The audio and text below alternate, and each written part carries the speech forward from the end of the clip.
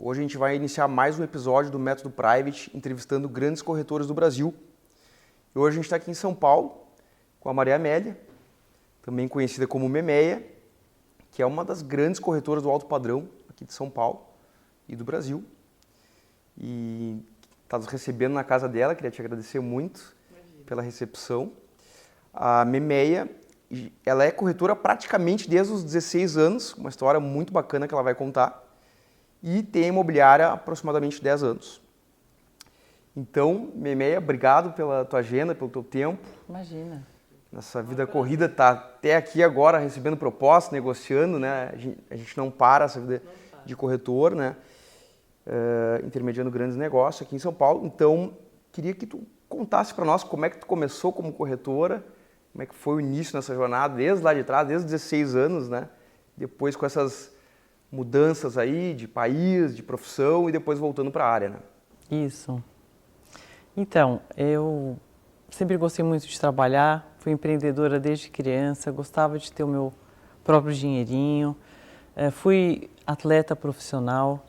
Então, com 16 anos, eu tinha um tio que era diplomata, estava voltando para o Brasil e ele tinha que procurar um apartamento perto da casa da minha avó.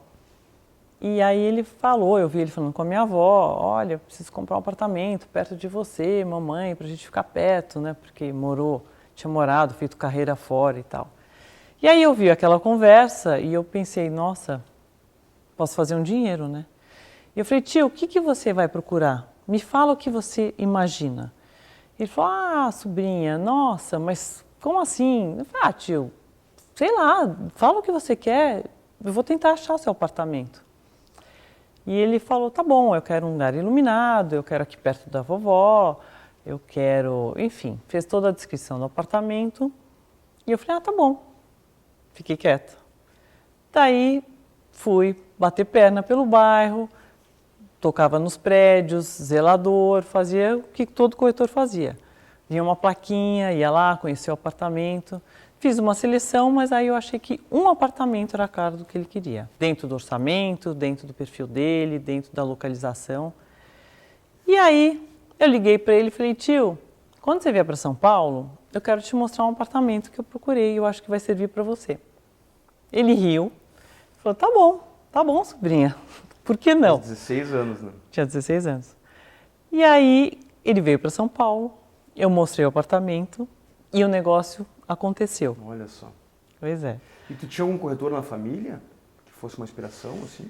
Não. Algum amigo, alguém próximo? Não, nunca tive um corretor, não. Foi uma coisa assim, totalmente intuitiva. Tu vê que interessante. Acho que eu nem tinha realizado o assunto de corretagem, mas eu sabia que quando se vendia um apartamento tinha uma comissão envolvida. Então foi assim, por coincidência, eu fiz essa primeira venda. Que fantástico, aos 16 anos. Aos 16 anos. E aí depois tu acabou migrando para outras áreas, acho que o esporte foi um caminho que tu optou, isso, né? Em paralelo com a minha carreira eu joguei vôlei, né, profissional, e treinava 7 horas por dia, fiz parte da seleção paulista, fui campeã brasileira. Legal. Pela Transbrasil e pelo time adulto. Então, o esporte sempre deu para mim muita resiliência, muita disciplina, muita garra, que eu acho que me ajudou muito na minha vida profissional. Legal. Então, foi assim que aconteceu na época. E aí, através do esporte, tu foi morar fora também? Na verdade, eu fui morar fora porque eu era muito curiosa, eu queria morar fora e... Por acaso, quando eu estudei, me ofereceram bolsa, né? Então, quando eu estava em Nova York, o vôlei me ajudou a poder estar lá, né? Legal. Então, foi mais um assunto também que me dava independência financeira, né?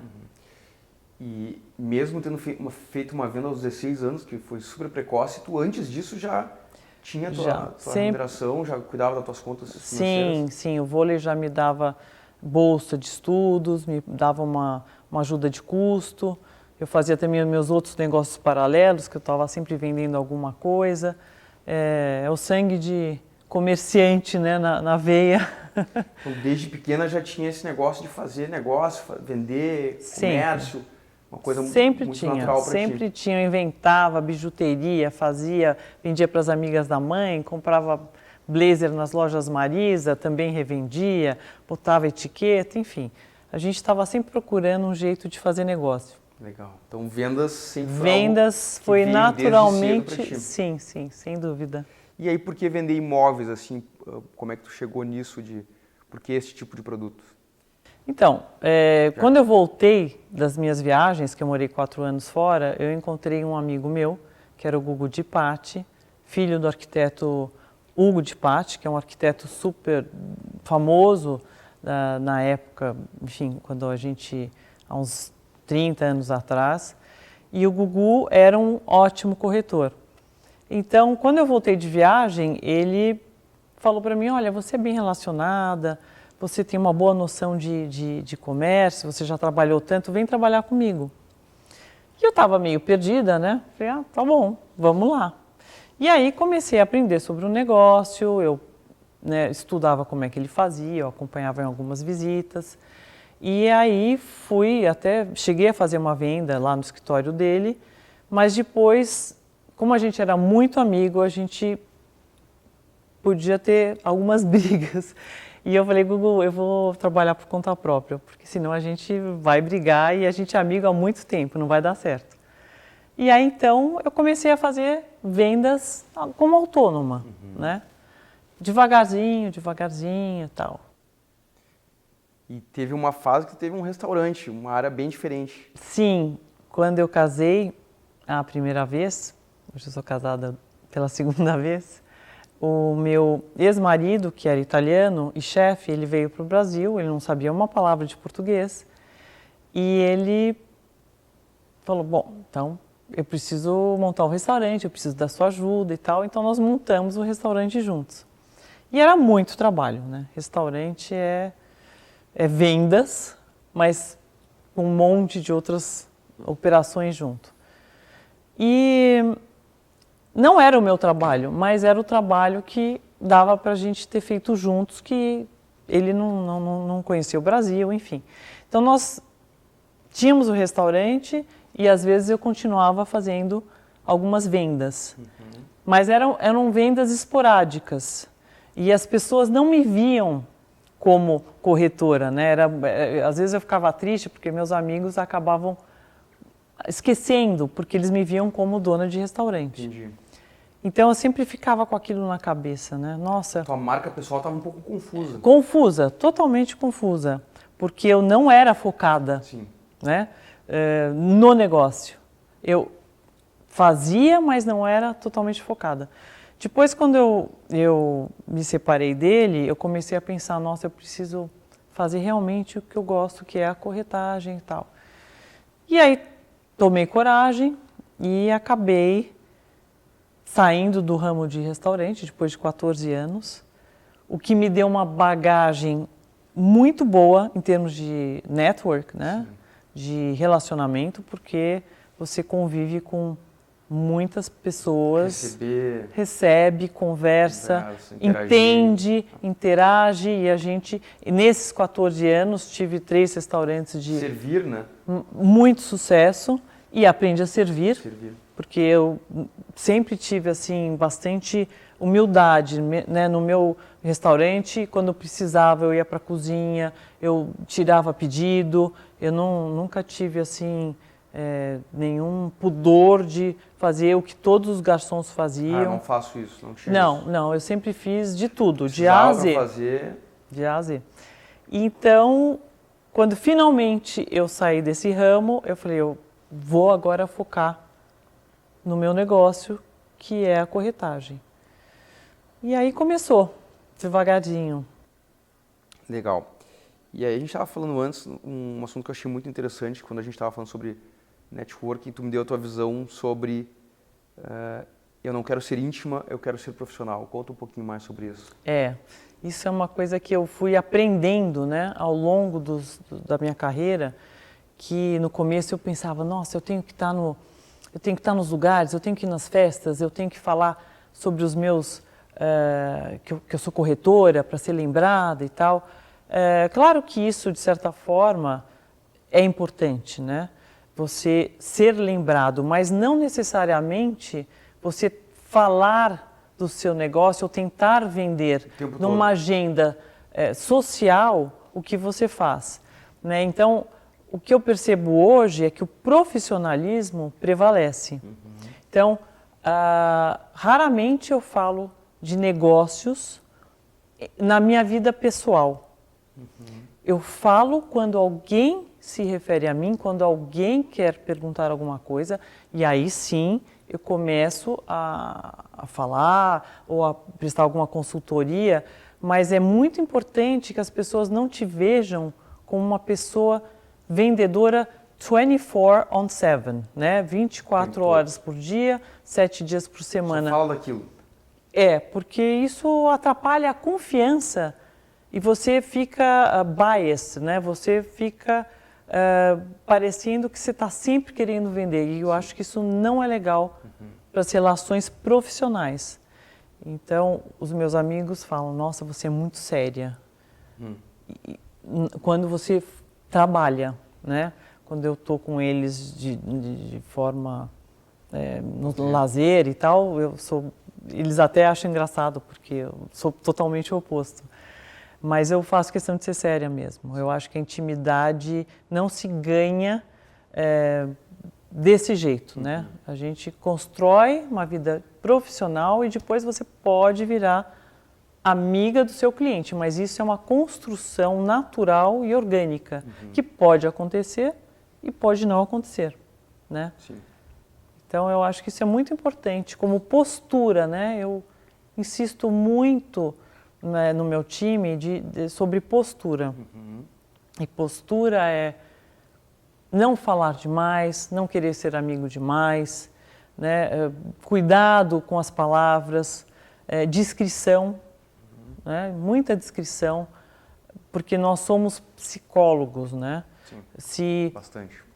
Se tem um irmão de um amigo meu comprando algo comigo, eu jamais comento. Ele jamais vai saber da minha boca que eu estou negociando, por exemplo, com o irmão dele. Sigilo e discrição. Às vezes até entre marido e mulher. Sócios. Sócios. É absolutamente sigiloso. É como se eu fosse uma médica. E eu acho que isso é muito importante para ter a confiança e construir uma relação de muita autoridade com teus clientes, entende? Legal. E como é que tu entende ter orgulho da profissão? Olha, eu tenho muito orgulho da minha profissão. Uma vez eu encontrei um amigo e muitas pessoas às vezes falam, nossa, você não parece corretora. Eu acho uma coisa engraçada, né? Porque parece que... Te ouvi bastante também lá na Private. Parece que não é uma coisa legal, mas eu falo, não, eu sou corretora. Sempre você. E eu tenho muito orgulho mesmo, porque eu acho que a gente faz um trabalho, quando profissional, tão bacana, você consegue entender o teu cliente. Você consegue não só entender, você entende o teu cliente mais do que ele mesmo se entende. Né? Através do que ele está dizendo, tu consegue perceber algumas coisas que nem ele sabe. Exatamente. Às vezes não é nem o que ele diz, é o contexto Sim. de história dele, né? Eu tenho alguns cases que são engraçados. No começo, quando eu não tinha muita experiência, eu me propunha a vender exatamente o que o cliente pedia, porque eu entendia que a dor era que o cliente recebia muitas coisas que não estavam alinhadas com o que ele pedia. Então, uma vez um amigo meu falou para mim, Nemeia, nossa, eu estou apaixonada por uma ideia, eu quero que você me ache um imóvel desse jeito que eu vou te falar. E eu falei, que legal, me conta, o que é que você está procurando? E ele falou, olha, eu fui num amigo meu ontem, um espetáculo, ele pegou um prédio velho, o apartamento estava detonado, e aí ele fez um loft, me senti em Nova York. Eu quero uma coisa velha, vou fazer ela do começo ao fim, e vai ficar bárbaro. E eu falei, nossa, bacana, legal. E aí fiquei procurando prédio antigo, o que pode ser que nem loft. Ah, detalhe, quero gastar, na época, 1,5. Falei, bacana, pode deixar, vou fazer exatamente o que você está me pedindo. E fiz. E dentro do que tinha, eu garimpei exatamente o que ele queria. E mostrei, parecia empolgado, tal, mas sumiu. E aí eu falei, mas não é possível, né? Eu peguei todos os apartamentos que estavam nesse perfil. Puxa vida, o que eu fiz de errado? Não insisti mais, vi que ele não respondia mais. Aí encontrei ele depois de uns meses. E falei, oxa, o que aconteceu com você? Ele falou, ficou sem graça e falou, não, eu acabei comprando um imóvel. Falei, nossa, o que você achou? Porque eu tinha certeza que eu tinha coberto tudo o que você estava procurando. E ele falou, puxa, eu acabei comprando um prédio novo, já estava todo reformado e eu paguei, era o dobro do que ele tinha pedido. Diferente. Tudo diferente. E aí, na hora eu fiquei chateada e pensei, bom, o que eu posso aprender com isso? Qual é a lição? Sempre tem uma lição. Sim. Né? O corretor tem que pensar que sempre tem uma lição. Hoje eu continuo aprendendo, sempre tem uma lição. E se não quiser olhar e ficar com raiva do cliente, vai ficar para trás. Sim. Então, o que eu aprendi? Que eu não podia, assim, procurar só o que ele estava me falando. Eu tinha que ter entendido o contexto dele. Uhum. Ele achar bacana do amigo não combinava com o contexto dele, que era um cara mais mauricinho, né? Ele, no fundo, ele não ia caber ele morando nesse lugar. Sim. A ideia dele era uma coisa, a realidade dele era outra. Então, eu falei, nossa, eureka, bingo, né? Memeia, aprende a analisar o seu cliente. Sentir, né?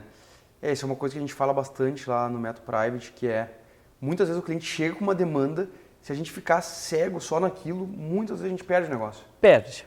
Porque eu acho que o corretor tem que ter a capacidade de sentir e propor algo diferente. Exatamente. Eu acho que para ti é isso aqui.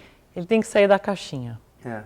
Então, a gente não faz só uma busca do que ele quer, a gente tem que entender o contexto que ele é inserido e achar uma solução para esse cliente, né?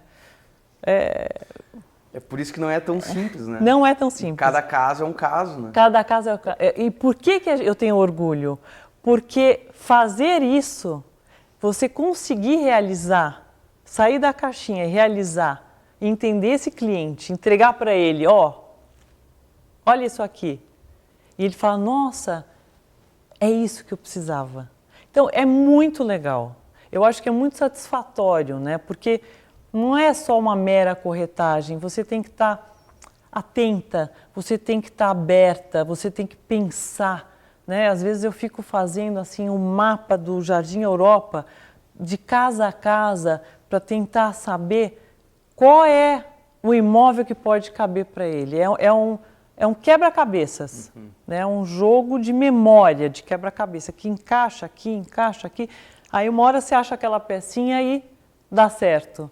Então, eu acho que a gente só tem que ter orgulho de tudo isso, né? A gente contribui na vida das pessoas, né? No meu caso, que sou focada muito em residencial, assim, você entra na vida das pessoas, né? A vida pessoal delas.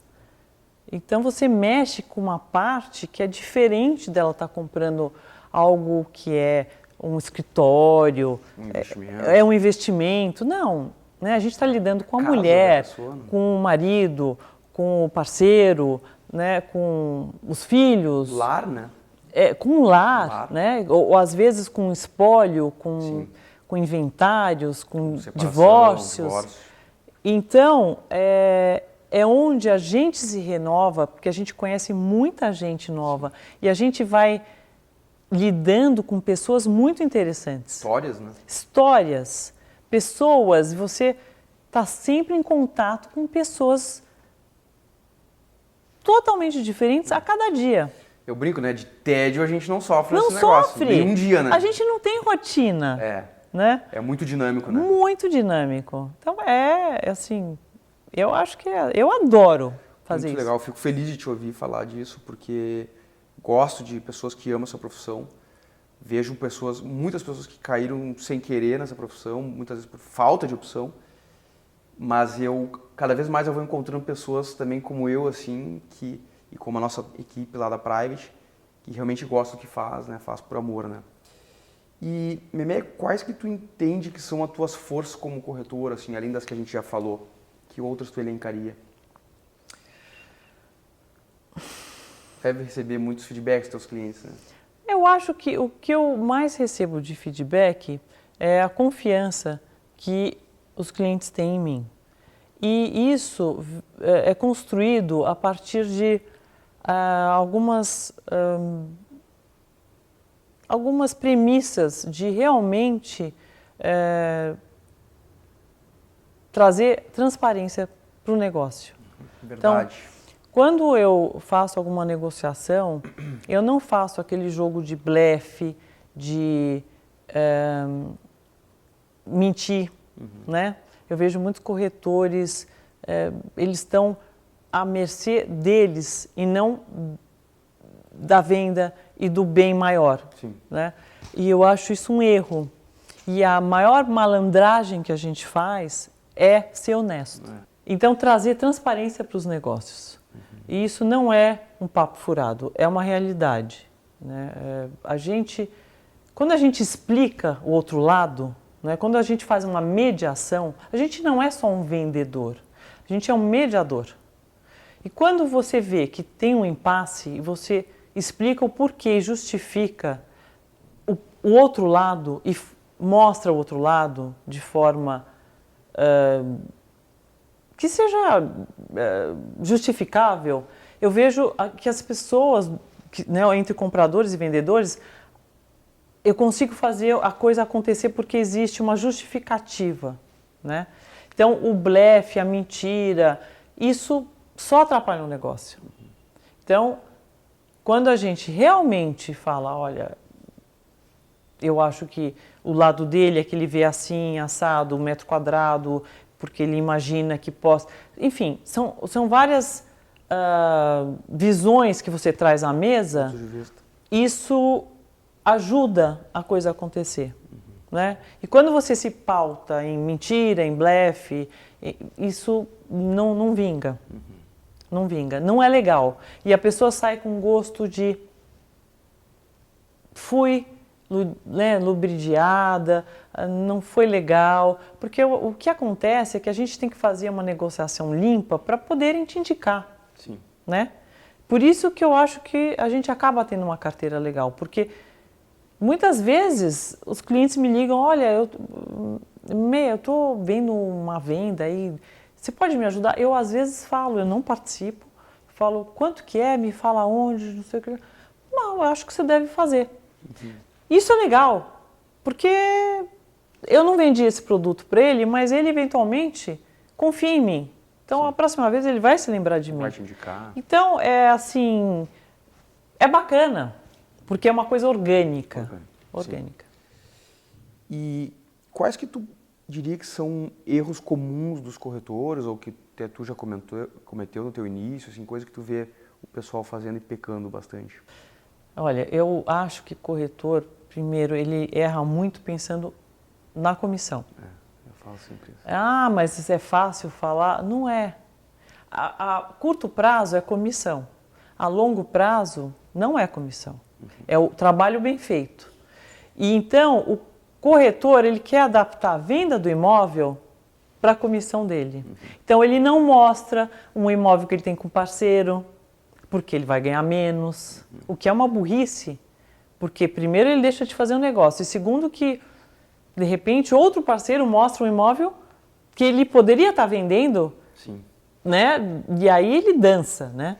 Então, pensar em comissão é uma coisa que a gente deve fazer quando a gente fecha um negócio. Sabe que eu falo muito disso, é até legal estar te ouvindo, reforçando esses conceitos, porque eu acho que o corretor fica míope ao pensar na comissão. Ele não consegue direito enxergar o problema, a situação do cliente, porque ele está pensando nas contas dele que ele tem que pagar. Exato. Então, ele acaba sendo parcial. Quando o corretor, ele tem que ser imparcial. Sim. Porque ele tem que olhar os dois lados. Né? O negócio tem que ser bom para todo mundo. E quando ele está pensando nele, ele ferrou, porque ele está comprometendo a negociação. Está muito enviesado, né? Isso não quer dizer que a gente abre mão de comissão, que comissão não seja importante. Comissão é a remuneração do nosso trabalho, mas ela não é o meio, ela é o fim. Né? Então, Se ela vem como os meios não justificam os fins. Ela vem como uma consequência natural de um trabalho bem feito. Exatamente. Então, a pessoa tem que se desapegar e pensar, eu vou fazer o melhor para o cliente. Então, se eu tiver que dividir uma comissão em 20, porque eu acho que aquele é o melhor imóvel para ele, tem que ser feito. É duro, mas a longo prazo é o que vai dar autoridade e credibilidade. Vê, esse é um assunto que no fim das contas ele é até simples, né? Mas que 90% dos corretores não fazem. Não fazem, porque o corretor ele ficou muito... ele é muito viciado na questão da comissão. Né? Ele não se alarga para pensar maior, né? E aí dificulta. Eu digo mais, né? Muitos até fazem boas vendas, mas no fim se atrapalham na gestão financeira e aí estão de novo precisando muito e aí chega o cliente e ele vê um cifrão. Exatamente. O que eu vou empurrar para essa pessoa? Exatamente. Né? Então é uma mentalidade que foge muito da inteligência da venda, de entender o cliente e mergulhar para resolver o Exatamente. Um segundo ponto é que, fora a comissão, é ele achar que ele vem um lead para ele e ele olhou lá 3 vezes, não deu certo, o cara não respondeu, ele simplesmente abandona e fala, esse cara não vai comprar nada. Inativa o cliente. Ou, pior, o cliente pede para ele, faz o briefing e ele fala, é impossível achar esse imóvel. Esse cara é um comprador. Um dia ele vai comprar. Conduza ele para uma solução. E se não tem viável. exatamente isso, você vai construindo essa venda até que ele enxergue por si que tudo não terás. Mas não você falando para ele, impossível. Você entende? Ele vai procurar o outro que lute pelo menos um pouco mais. Que acredite na causa dele. Né? Imagina se você chega para um advogado e fala a sua causa e o advogado fala, isso aí você não vai ganhar não. Ou você chega para um cara e fala, nossa, eu vou lutar tanto por você, você vai contratar esse cara. Você vai confiar nesse cara. Mesmo que não tenha sucesso, né? Então, isso são erros bem... Belo ponto. E qual que seria um negócio mais bacana que tu já fechou, assim, uma venda que foi muito emblemática para ti? Entre tantas, né? Entre tantas. Olha, teve um cliente, eu tenho algumas, mas teve um cliente muito difícil. E ele procurou imóvel com São Paulo, toda São Paulo. Virou do avesso a cidade. Do avesso. E ele era realmente muito difícil. Porque não é que ele era difícil, ele era uma pessoa exigente e crica. Então, para mim foi emblemático porque, assim, à medida que o tempo foi passando, né, acho que ele ficou no mercado há alguns anos, no final eu brinquei com ele e falei, eu sou o único soldado aqui ainda de pé. Todos os outros já caíram. Então, a persistência, eu acho que é um fator. Eu podia te contar que eu saí com um cliente e ele comprou no mesmo dia, mas isso não é relevante, né? Eu acho que o que é relevante, o que me diverte, são histórias de sucesso que são relacionadas a qualidades que um corretor tem que ter, como, por exemplo, a perseverança. E esse cliente começou, não, eu quero cobertura, eu quero casa em rua sem saída, eu quero isso, eu quero para reforma, eu quero sem reforma. E, enfim, no final, eu era provavelmente a única corretora que ainda acreditava que ele fosse comprar. E, de fato, depois de, acho que 3 anos, ele acabou fechando um belíssimo negócio, diferente do que ele imaginava.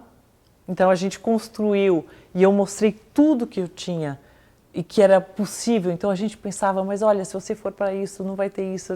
Então a gente fez quase assim uma planilha de tudo que tinha sido visto e analisamos, e aí finalmente essa venda aconteceu. E foi muito legal. Eu me senti muito feliz. Muito bacana. E o que te motiva a ser melhor nessa profissão? Acho que aprender todo dia dos erros que a gente faz. Eu acho que todo dia a gente tem que estar melhor que ontem. E aí a gente ainda repete erros e às vezes eu rio de mim mesma e penso, meu Deus, olha o erro que você está fazendo, erros... De novo. Mas a gente é humano, né? Sim. E errar faz parte, mas a gente tem que lembrar, não fazer, até que uma hora fica mais natural não repetir tantos erros, né? Sim. Então, acho que é uma busca mesmo. E aí você consegue ter mais firmeza de como agir, né? Cada vez mais. Então, hoje eu não sou tão perdida, né? Eu já sei como lidar com os clientes, com as negociações. Isso é muito enriquecedor. Sim. Né? Tu hoje está numa zona de domínio do que tu faz do teu negócio, né? Exato. Mas dá sempre para melhorar. Claro. E como é que tu te prepara para ser melhor? Como é que tu acha que os corretores podem se preparar para evoluírem na profissão? Eu acho que é muito importante, a gente estava falando de leitura, né? Eu acho que a gente saber, né, ser informado, não só de atualidades, mas para poder falar com os clientes de igual para igual, né? Você tem que estar atualizada em muitos assuntos. Sim. E isso não é só pelo trabalho, né? Pela tua vida, porque se você senta numa festa, você fala, você tem noção financeira, você tem noção de cultura, de livros, de história, de geografia, essa pessoa vai olhar para você e vai pensar, nossa, acho que ele está mais preparado para me atender do que uma pessoa que não sabe quase nada, que não sabe o que está acontecendo. Eu acho que tudo. Tem uma bagagem, tem um repertório. Repertório, política. Então, eu falo para os meus clientes, meus corretores, né, não são meus associados, informem-se, né? A gente tem que estar ligado no mundo, né? Tem que estar ligado com cultura, com arte, né? Com gastronomia. A gente tem que estar circulando, não para só fazer network, mas para aprender. Sim. Eu acho que isso é muito importante. E o que tu diria para um corretor que está iniciando hoje? Olha, eu diria para ele que ele sempre se mantenha humilde, mas ao mesmo tempo que ele não se sinta menos. Eu vejo que alguns corretores se sentem um pouco inferiorizados se o cliente tem como eu posso dizer, uma posição financeira mais alta, eles ficam intimidados, né? E não importa o seu nível social, se você tem educação, se você tem um berço, você tem que ter humildade, mas também você tem que aprender a se impor de forma educada, né? Eu acho que isso é uma coisa importante. Educação, saber escrever direito para os clientes, saber falar direito, saber... existe também um código de vestir-se, que é importante, né?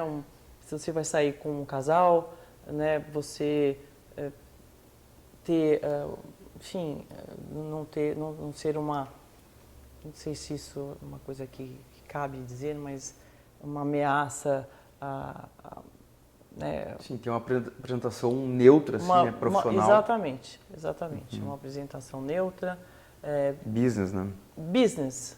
O corretor tem que entender que isso é um business e não é alguém que não sabia o que fazer e aí cai de paraquedas e fala qualquer coisa, é emotivo, é impulsivo.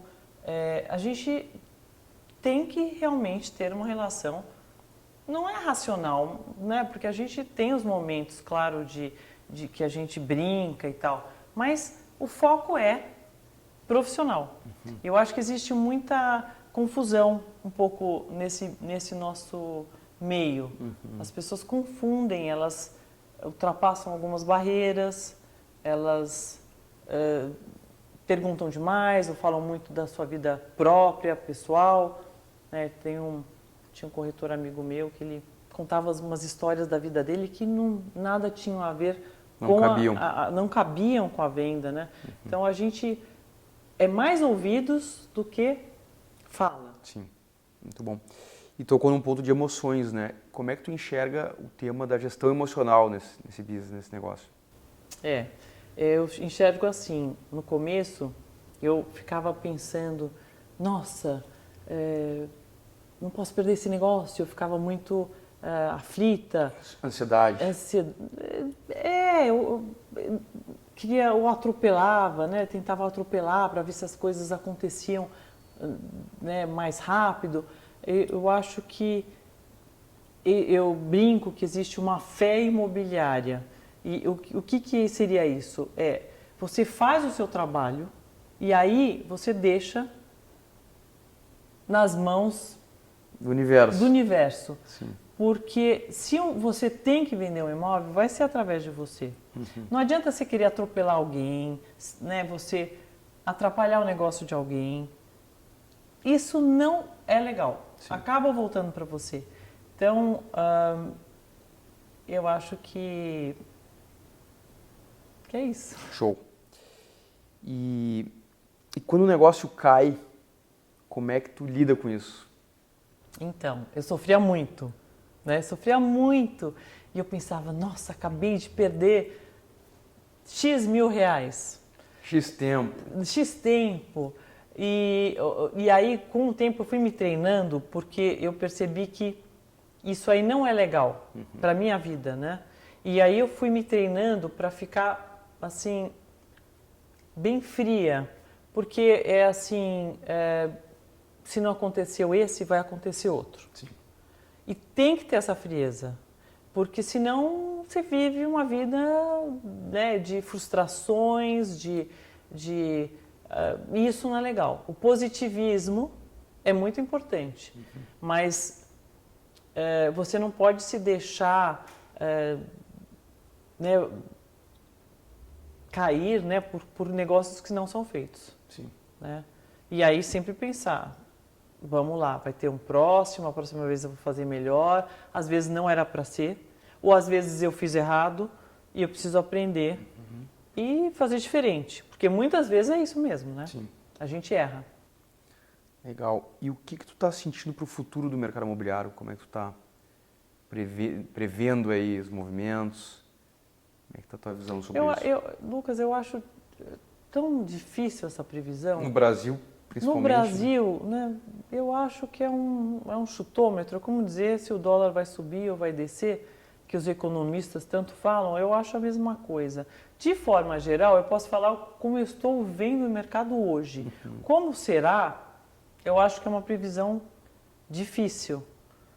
Você fala em termos daqui a pouco algum tipo financeiros de produto produtos. que está vingando mais. Por exemplo, na pandemia a gente teve Boa Vista, Baronesa, né? Esse tipo de imóvel que foi muito bem. Pois é fácil a gente analisar depois, né? Porque quando veio a pandemia, eu pensei que estava tudo acabado. Todos nós, né? E foi o momento que a gente mais vendeu.